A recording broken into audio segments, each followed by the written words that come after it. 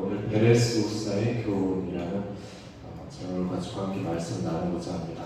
온 이스라엘의 왕으로 이제 출된 다윗이 여부스 족속의 성읍이었죠. 이 예루살렘을 정복하고 이 예루살렘을 이스라엘의 수도로 삼습니다. 그 이후에 다윗이 가장 먼저 한 일이 바로 오늘 말씀에 나오는 언약궤를 예루살렘으로 옮기는 일이었어요.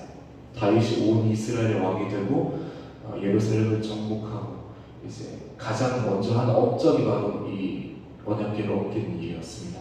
당시 언약궤는 기럇 여아림이라는 동네에서 이제 70년 동안 있었어요. 제사장 아비나답의 집에 있었는데 거의 방치되다시피 이제 놓여져 있었습니다. 언약궤는 하나님의 임재를 뜻했습니다. 출애굽을 해서 언약궤가 만들어지고 언약궤는 항상 이스라엘의 앞에서 제사장들이 메고 이제 이동을 했어요. 시내산 아래 이제 성막이 만들어진 후에 지성소 아래 언약궤가 항상 놓여 있었고요. 언약궤 안에는 하나님께서 모세에게 주신 이제 언약판, 그 십계명 돌판이 들어 있었고 만나 항아리도 있었죠. 그리고 아론의 쌍난 지팡이도 함께 있었습니다. 이 세 가지 모두가 하나님의 임재 또 거룩함을 상징하는 것이었고 이스라엘 입장에서는 보물과도 같은 이제 어떤 대상이었습니다. 그런데 이제 사사시대 이스라엘이 가나안 땅에 들어오고 난 다음에 이 사사시대에 들어서 엘리 제사장 때는 어떻게 이제 언약궤가 인식되었냐 하면은 언약궤가 그냥 우상처럼 숭배되어졌어요. 블레셋과의 전쟁에서 하나님 앞에서 언약궤를 가져오자. 언약궤가 있으면 우리가 이길 수 있어. 이러면서 그냥 언약궤만 갖다 놓으면은 이기는 줄 알고 하나님 앞에 어떤 믿음과 어떤 그들의 절실한 마음과 소망이 아니라 언약궤만 있으면 돼. 이런 어떤 우상 숭배적인 언약궤를 이제 대하는 태도가 있었습니다. 결국 그러한 모습 때문에 언약궤를 가지고 이 블레셋과 전쟁에서 이제 패배를 하게 되죠. 언약궤는 블레셋의 수중에 이제 들어가고 말고요. 블레셋이 언약궤를 빼앗고 난 다음에 자신들이 섬기는 데 물고 귀신이 있습니다. 다본이라는 신상 앞에 언약궤를 두게 되는데 이 하나님의 심판으로 인해서 블레셋이 이제 전염병이 돌게 되고 결국에는 블레셋의 7개월 만에 언약궤를 이스라엘 땅으로 이제 돌려보내게 됩니다. 근데 이스라엘 땅으로 언약궤가 들어왔어요. 베스메스라는 이제 동네로 언약궤가 다시 돌아오게 됩니다. 그런데 이 베스메스 사람들이 언약궤가 너무 궁금하잖아요. 이 파워풀한 이 언약궤. 그런데 블레셋 땅에 빼앗겼는데 갑자기 돌아오네. 이건 뭐야 하면서 언약궤를 열어봤는데 이 베스메스 사람들이 이제 죽게 됩니다. 그리고 이제 언약궤가 두려움의 상징이 되어버려요.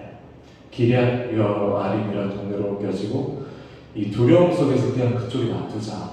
우리 이거 잘못한다 우리 다 죽는다 하면서 그냥 묻어두게 됩니다. 사람들의 기억 속에서 70년 동안 이제 잊혀지고 방치되어진 거죠. 언약궤 없이도 이스라엘 백성들이 잘 살았습니다. 별 문제 없이 잘 지내왔습니다. 그런데 오늘 말씀에서 다윗은 다시금 언약궤를 이스라엘 백성들의 기억 속에서 끄집어내고자 합니다. 다들 잊고 살았던 언약궤를 다시 꺼내고자 했습니다. 다윗은 하나님의 임재를 언제나 사모했습니다. 하나님의 뜻을 언제나 구했습니다. 그래서 사울에게서 도망 다닐 때도 하나님의 뜻을 물으면서 다녔습니다. 그래서 하나님께서 다윗을 도와주신 하나님께 기도하니까 다윗을 그렇게 하나님의 뜻을 묻는 다윗을 도와주시기도 하셨죠. 그랬던 그였기 때문에 하나님의 임재를 상징하는 이 언약궤가 그냥 어떤 시골 동네에 방치되어 있는 것 그것을 볼 수가 없었어요. 왜냐하면 다윗은 하나님을 사모했고 하나님의 임재와 하나님의 뜻을 소중히 여겼던 사람이었기 때문입니다. 그래서 이스라엘 온 회중에게 언약궤를 예루살렘으로 이제 옮겨오자 하는 자신의 뜻을 오늘 말씀을 통해서 이제 알리고 있고요. 이스라엘 백성들 역시 언약궤를 옮기는 이 사업에 함께 동참하게 되었습니다. 이것이 다윗이 언약궤를 옮기고자 한 첫 번째 이유입니다. 하나님의 임재와 하나님의 뜻을 사모했던 다윗. 그리고 두 번째 오늘 3절을 보면은 그 이유가 나오죠. 3절을 보면 이렇게 말합니다. 사울 때는 우리가 궤 앞에서 묻지 않았다. 이렇게 말하고 있죠. 무슨 의미일까요?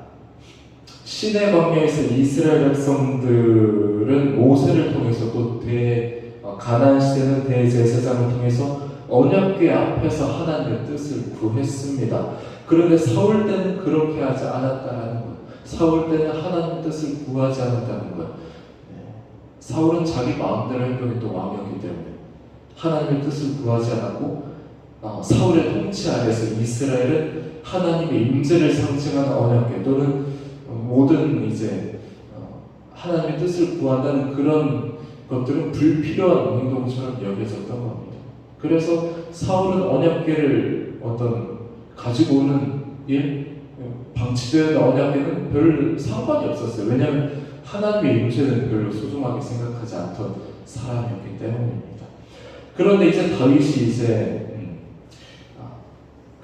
이제 언약궤 앞에서 하나님의 뜻을 구하기로 결심을 한 거죠.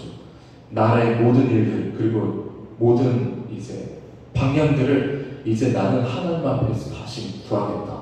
언약궤를 놓고 다시 그 이전처럼 하나님 앞에서 구하겠다. 그렇게 해서 언약궤를 가지고 오고자 합니다.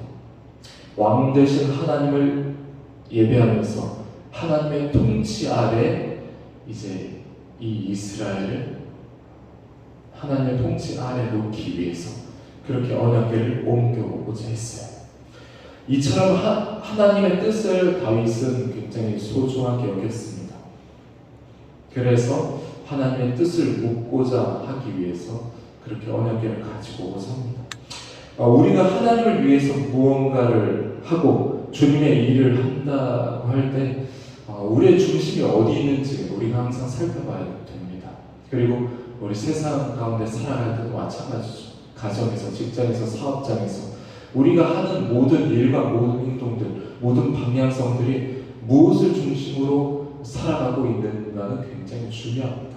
똑같은 왕이었지만 사울이나 다윗이나 똑같이 이스라엘 백성들을 다스렸지만 하나님의 임재를 사모하는 사람과 하나님의 임재를 사모하지 않는 사람은 방향성은 다르기 마련이죠. 차이점이 별로 겉으로 보기에 드러나지 않을 것입니다. 하지만 그 방향은 굉장히 다르겠죠. 내가 하는 말과 행동 그리고 내가 하는 일과 계획들 이 모든 중심에 하나님께서 계셔야 합니다. 이것이 바로 그리스도입니다. 그리스도인은 나의 나된 것이 내가 아니라 오직 하나님의 은혜로 된 것임을 고백하는 존재입니다. 이제 내가 사는 것이 내가 아니라 내 안에 그리스도께서 사시는 것이라고 고백하는 존재입니다.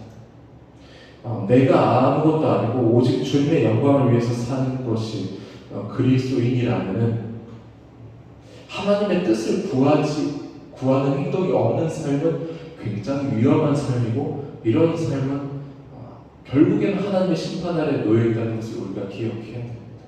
그리스도인이 하나님의 임재와 하나님의 뜻을 사모하지 않고 살아간다는 것은 결국에는 다윗이 아니라 사울의 결말을 쫓아가는 삶이라는 거예요. 하나님의 백성, 하나님의 나라였죠. 그러나 사울과 다윗은 달랐잖아요. 그 이유가 바로 여기서 드러납니다. 왕이 되고 나서 가장 먼저 한 일이 다윗이 무엇인가를 보면은 그리고 다윗이 말하는 이 말 속에서 사울 때는 그렇지 않았다. 그것을 바라보면서 오늘 우리의 삶에 무엇이 가장 먼저 있어야 되는가?